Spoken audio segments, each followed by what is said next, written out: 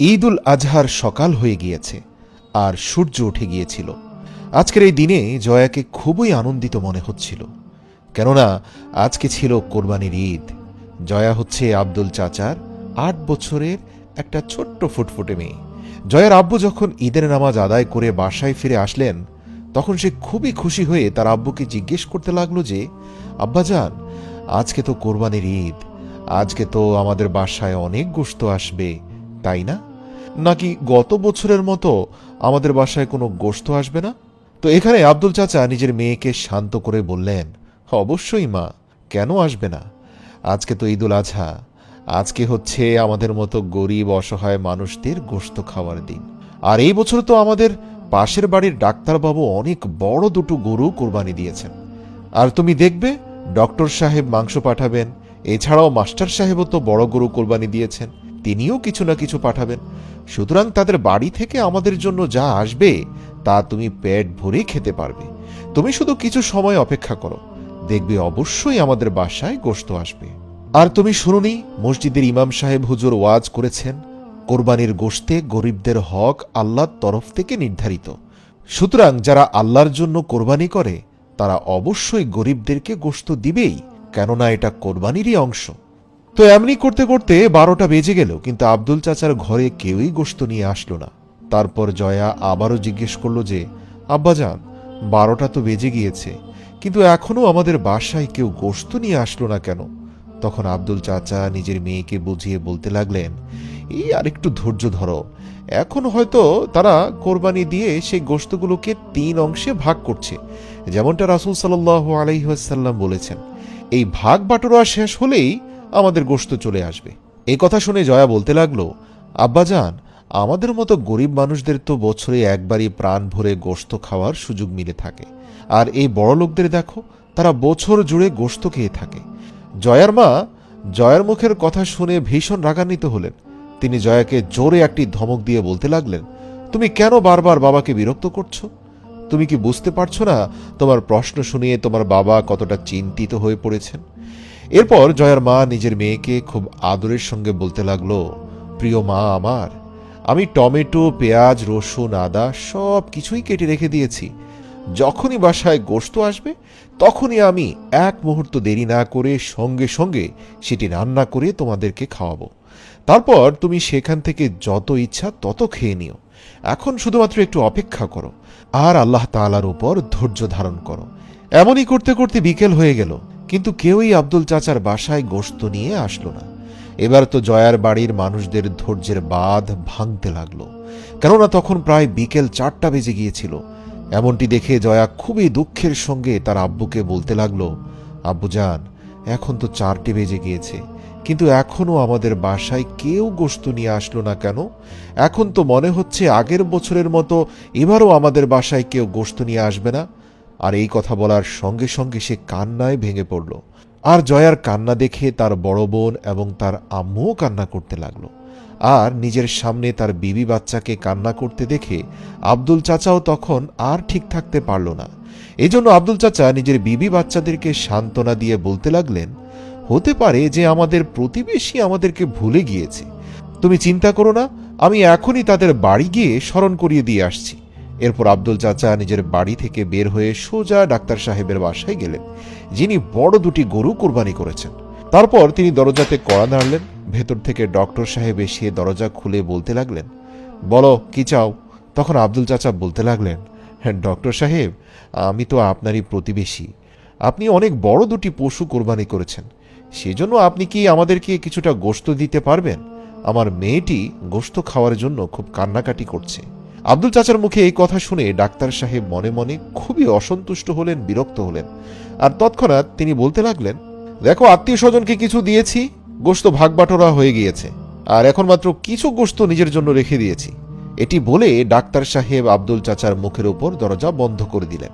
Doctor সাহেবের এমন আচরণ দেখে আব্দুল চাচা ভীষণ বিচলিত হয়ে গেলেন আর ধীরে ধীরে হাঁটতে হাঁটতে নিজের বাড়িতে চলে গেলেন।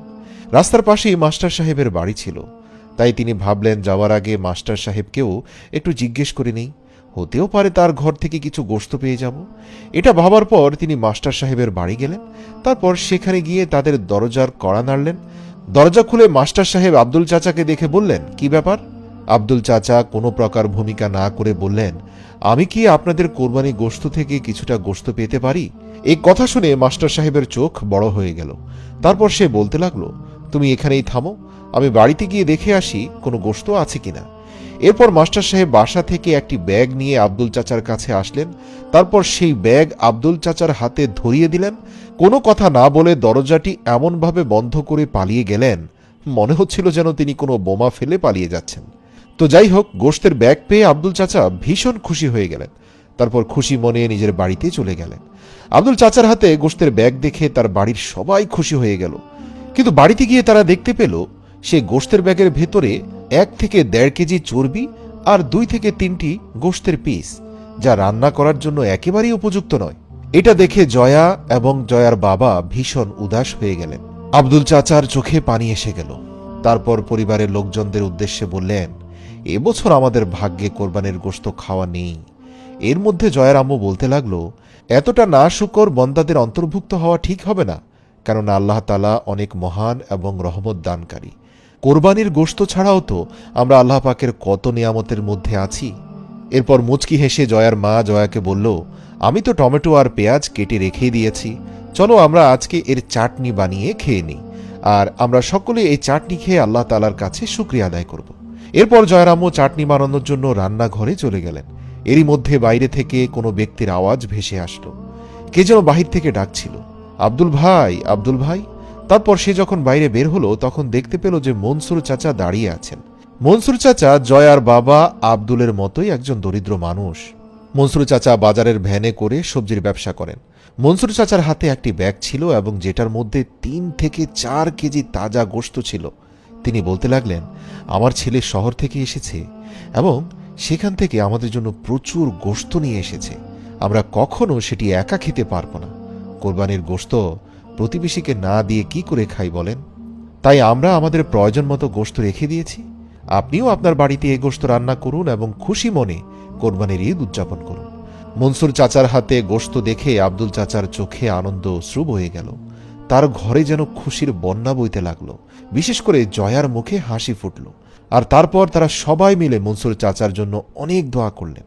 সেই সঙ্গে তারা আল্লাহ তাআলার শুকরিয়া আদায় করলেন এবং তারপর জয়ার আম্মু সেই গোশতগুলোকে রান্না করলেন।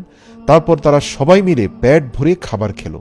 তারা গোশত খেয়ে আল্লাহ তাআলার দরবারে লক্ষ কোটি শুকরিয়া আদায় করলেন। প্রিয় দর্শক, এবার আল্লাহ তাআলার শান দেখুন।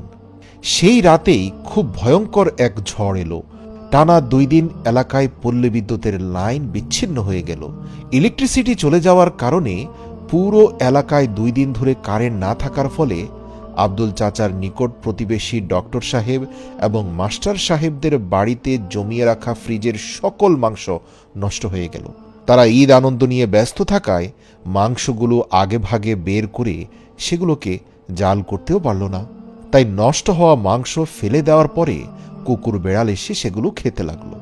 এই দৃশ্য দেখে জয়া নিজের আব্বাকে বলতে লাগলো, আব্বাজান, কোরবানির গোশত কি কুকুরদের খাওয়ার জন্য হয়ে থাকে নাকি?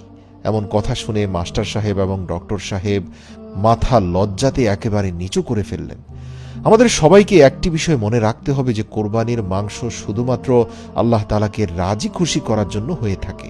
তাই আল্লাহ পাকের সিদ্ধান্ত অনুযায়ী সেই মাংস যদি আমরা বন্টন করি তাহলেই কোরবানির আসল আনন্দ আমরা পেয়ে যাব। আমাদের আত্মা যেমন সন্তুষ্টি পাবে, একইভাবে গরিব, অসহায় এবং নিকট আত্মীয় সবাই খুশি হবে। আল্লাহ রাসূল বলেন, কোরবানির মাংস 3টি ভাগ হবে, একটি নিজের জন্য, আরেকটি প্রতিবেশী এবং আত্মীয়ের জন্য, আরেকটি গরিব অসহায়দের জন্য।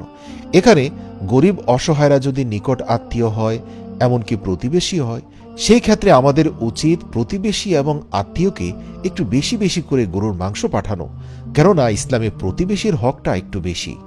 এরপর তৃতীয় অংশটি আপনি ঘরের জন্য রেখে দিন। ভালো করে রান্না করে তৃপ্তি সহকারে খান এবং তারপর পড়ুন আলহামদুলিল্লাহ।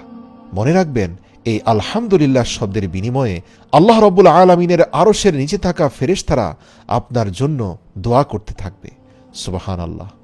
অজ্ঞতা এবং না জানার কারণে এই ভিডিওটি যারা দেখছেন তাদের মধ্যে যদি কেউ কোরবানির পুরো মাংস ফ্রিজে রেখে দিয়ে থাকেন, তাহলে ইসলামের সঠিক বিধান জানার পরে আপনার উচিত হবে ফ্রোজেন মাংসের একটি অংশ গরিব দুঃখীদের মাঝে বিলিয়ে দেয়া।